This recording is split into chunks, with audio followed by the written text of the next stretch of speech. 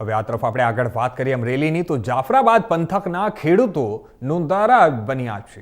જાફરાબાદ તાલુકાના મોટા માણસા ગામે ખેડૂતે 16 વીઘાની મગફળીના પાથરા સળગાવ્યા। ડુંગળીના પાકમાં પશુઓને ચરિયાણ માટે ખુલ્લું મુકાયું હતું, ત્યારે મગફળી અને ડુંગળીનો પાક નિષ્ફળ જતા ખેડૂતો મુશ્કેલીમાં મુકાયા છે। દેણું કરીને પકાવેલા જે ખેતી પાક છે તે નષ્ટ થઈ જતા ખેડૂતોએ ના છૂટકે મગફળી સળગાવી તો ડુંગળીમાં પશુઓને ખવડાવીને રોષ વ્યક્ત કર્યો હતો। મારું નામ શૈલેષભાઈ મુનુભાઈ જોગાણી, ગામ મોટા માણસા, તાલુકો જાફરાબાદ, જિલ્લો અમરેલી।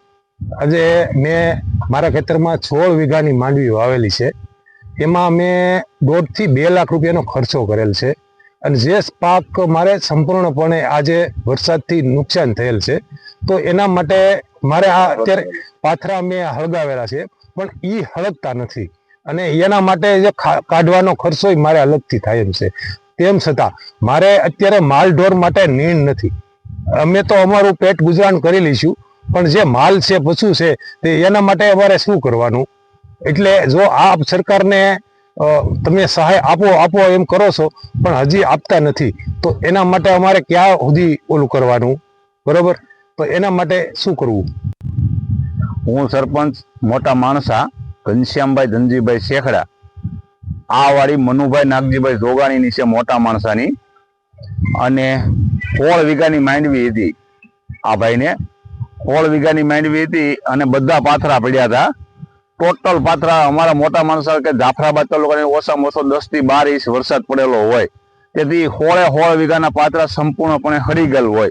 કાલે આ ભાઈ આ ખેડૂએ બકરા ને ભેહું ગાવું બધું ધન ને એવું લાવ્યા હતા, એને કઈ ન ખાધું।